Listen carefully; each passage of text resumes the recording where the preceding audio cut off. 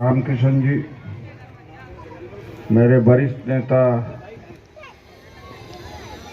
भारद्वाज जी, सुमेश पाठा जी, समुद्र चावरिया जी, अशोक राज जी, दया शंकर जी, सुराज सरकारिया जी, सुमित सांगवान जी, लाकड़ा जी, भाई और बहनों, अभी रामकिशन जी ने एक शब्द में, एक सेंटेंस में पूरी बात कह दी कि जीवन में दोबारा इस तरह से आज़ादी देखने को मिलेगी नहीं। संविधान गया तो नौकरी गई, नौकरी गई तो पढ़ाई गई, फिर अंत में गुलामी हो जाएगी। तो आज संविधान बचाना हमारा उतना ही कर्तव्य है जितना अपनी जान को बचाना। पहले हम लोग पैदा तो होते थे, कीड़े मकोड़े की जिंदगी जीते थे।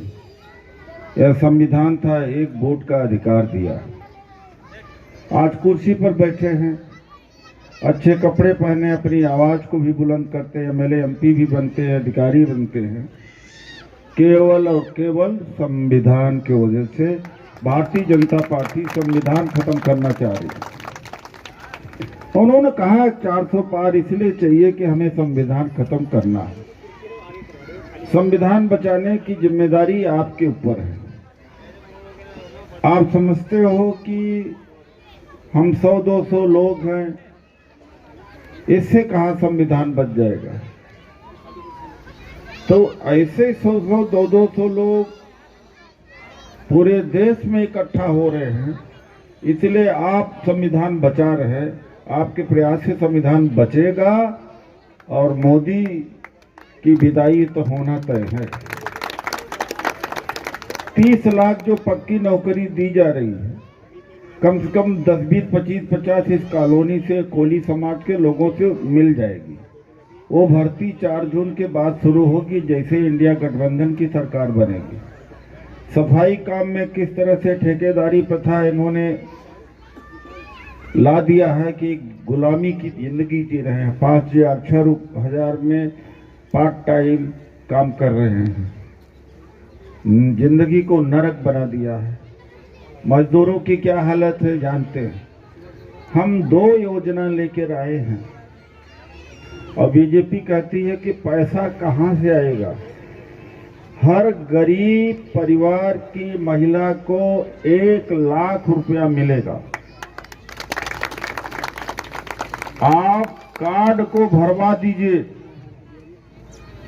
हर शिक्षित बेरोजगार को 1 लाख रुपया मिलेगा। गारंटी कार्ड है, बबलू जी उठा लाइए कार्यालय से, सबका भरवा दीजिए, कम से कम इनका भला तो हो जाएगा। लेकिन रखा है, फायदा नहीं है जब तक कि उसका भरवा करके जमा आप नहीं करेंगे तब तक। किसान की कर्ज माफी, एमएसपी, ये लोग कहते हैं कि 30 लाख नौकरी अगर राहुल गांधी जी देने का वादा कर रहे हैं तो पैसा कहां से लाएंगे। अरे पूंजीपतियों का लगभग 25 लाख करोड़ रुपया माफ कर दिया बैंक कर्ज, तो उनके लिए पैसा आ जाता है और आम जनता, गरीबों के लिए, किसानों के लिए पैसा नहीं आता। तो इस तरह का, इसीलिए नई पेंशन सिस्टम लाए थे कि नौकरी खत्म करने का, पेंशन देना बंद कर दिया है। तो इस तरह से ये चाहते हैं कि अमीर वर्ग रहे, पूंजीपति, और बाकी गरीब।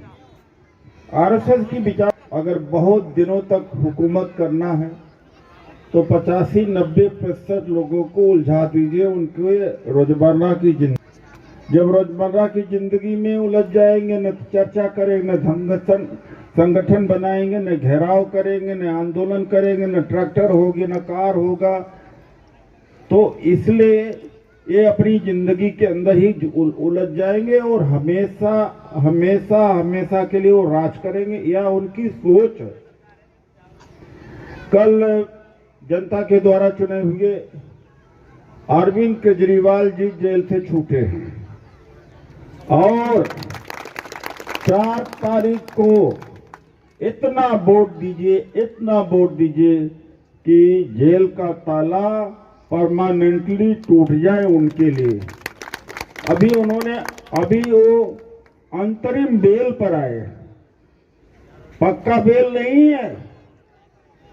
आपके मेहनत के ऊपर निर्भर करता है। जादू की छड़ी किसी कैंडिडेट या पार्टी के अध्यक्ष में नहीं होती या श्याम सुंदर जी में नहीं होती।